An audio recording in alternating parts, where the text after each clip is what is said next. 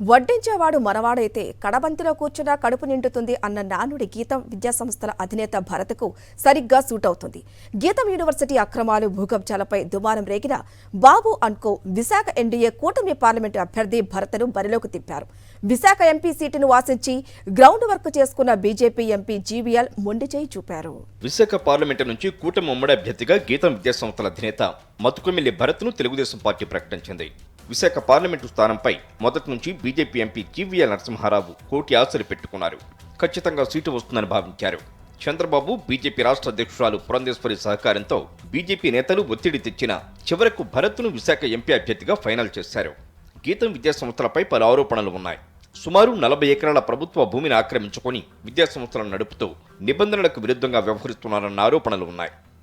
అవన్నీ కూడా ఎర్రమట్టి కొండలు అన్నమాట. పూర్తిగా మైనింగ్తో కూడిన ప్రతి సర్వే నెంబర్లో కూడా ఆ ప్రాంతాన్ని అంతా పూర్తిగా దోచేసిన తర్వాత మట్టి అంతా బయటికి తరలించేసిన తర్వాత సుమారుగా వాళ్ళ రికార్డుల ప్రకారం వాళ్ళు ఏం చెప్తున్నారు, 40 ఎకరాల వరకు మా భూమి ఉందని చెప్తున్నారు.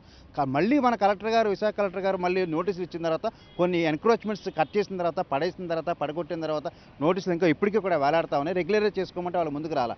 ఎందుకు రెగ్యులరైజ్ చేసుకోవట్లేదు, మేము ఎందుకు రెగ్యులరైజ్ చేసుకోవాలి, మేము విశాఖ ఎంపీగా మేము పోటీ చేస్తున్నాం, మా పక్కన పురంధేశ్వరి గారు ఉన్నారు, మాకు నరేంద్ర మోడీ గారు తెలుసు, మమ్మల్ని మీరేం చేస్తారు అన్న విధంగా వాళ్ళు వస్తున్నారు తప్ప. అంతకుమించి గీతం అంటేనే ఒక భూ కబ్జాలకి నిలయంగా తయారైంది. గీతం పేరు Gandhi institute of technical management దగ్గర పెట్టుకుని పేరేమో గాంధీ గారి పేరు, చేసేవేమో గాడ్సేప్ పనులు. పురంధరేశ్వరి గారు తన రాజకీయ పార్టీ కంటే తన రక్త సంబంధమే ముఖ్యం అనుకుని తన చెల్లెల భర్త కళ్ళల్లో ఆనందం చూడడానికి, చంద్రబాబు నాయుడు కళ్ళల్లో ఆనందం చూడడానికి బీజేపీ కంట్లో కారం కొట్టారు పురంధరేశ్వరి గారు. ఋషికొండ, ఎండాడ, భీమిలి పరిసర ప్రాంతాల్లో గీతం విద్యాసంస్థల పేరుతో భారీ భూకబ్జా జరిగిందని సామాజిక కార్యకర్తలు అప్పట్లో అధికారంలో ఉన్న తెలుగుదేశం ప్రభుత్వానికి ఫిర్యాదు చేసినా పట్టించుకోలేదు. వైఎస్ఆర్ కాంగ్రెస్ పార్టీ అధికారంలోకి వచ్చిన తర్వాత గీతం విద్యాసంస్థల ఆధీనంలో ఉన్న 24.5 ఎకరాల ప్రభుత్వ భూమిని స్వాధీనం చేసుకుంది. ఆ సమయంలో టీడీపీ నేతలు చంద్రబాబు, లోకేష్, బాలకృష్ణ నానా యాగి చేశారు. అంటే ఈ ప్రాంతం కానీ, ఈ ప్రాంతంలో ఉండే వ్యక్తులు కానీ, వ్యవస్థలు కానీ, సంస్థల పట్ల కానీ కనీస గౌరవం లేకుండా విద్యని వ్యాపారంగా చేసుకుంటూ, విద్య వ్యాపారాన్ని అడ్డుపెట్టుకుని భూ కబ్జాలు చేసుకుంటూ ముందుకెళ్తున్నటువంటి గీతం భరత్ ఎవరైతే ఉన్నారో ఆయనకి ఎంపీ సీట్ ఇవ్వడం అంటే విశాఖపట్నంలో భూ కబ్జాలని దగ్గరుండి ప్రోత్సహించడమే చంద్రబాబు నాయుడు చర్యగా ఈరోజు ప్రజలంతా అనుకుంటున్నారు. ఇంతటి కబ్జాల చరిత్ర కలిగిన గీతం విద్యాసంస్థల అధినేత భరత్కు విశాఖ ఎంపీ టికెట్ కేటాయించడంపై ఆశ్చర్యానికి గురవుతున్నారు స్థానికులు. కేవలం లోకేష్ తోడలుడు, నందమూరి బాలకృష్ణకు అల్లుడు అన్న అర్హత ఒక్కటే ప్రామాణికంగా ఎంపీ టికెట్ కేటాయించారని, సొంత పార్టీకే వెన్నుపోటు పొడిచి బీజేపీ రాష్ట్ర అధ్యక్షురాలు పురంధేశ్వరి సహకరించారనే విమర్శలు గుప్పమన్నాయి.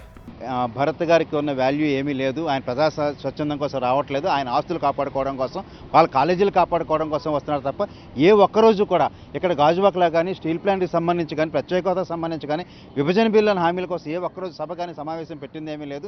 కేవలం విశాఖపట్నానికి ఆ కుటుంబం చేసింది ఏమీ లేదు. విశాఖపట్నానికి చెప్పులు లేకుండా వచ్చి సాయంత్రం గడవన్న వాళ్ళు ఇవాళ సామ్రాజ్యాన్ని నిర్మించుకుని మళ్ళీ మరొకసారి గెలిస్తే విశాఖపట్నం ప్రజలు భయభ్రాంతులు వీళ్ళ ఆస్తులు దోచుకునే ప్రయత్నం చేస్తారు తప్ప విశాఖపట్నం బాగు కోసం వెళ్ళి వచ్చింది ఏమీ కాదు. కాబట్టి భరత్ గారి మీద జాగ్రత్తగా ఉండాలి.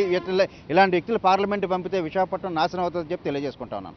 గీతం విద్యాసంస్థల అక్రమాలపై సిబిఐ విచారణ జరపాలని గతంలోనే ప్రజా సంఘాల జేయూసీ నేతలు ప్రభుత్వాన్ని కోరారు. సిబిఐకు కూడా ఫిర్యాదు చేశారు. విదేశీ ఆర్థిక లావాదేవీల విషయంలో కూడా గీతం అక్రమాలు ఉన్నాయని, వాటన్నింటిపై సమగ్ర విచారణ జరిపి ఆ విద్యాసంస్థలపై తగిన చర్యలు తీసుకోవాలని సిబిఐని కోరారు ప్రజా సంఘాల నేతలు. ఇప్పటికైనా సరే సిబిఐ కానీ ఈడీ దృష్టి సారించాలి.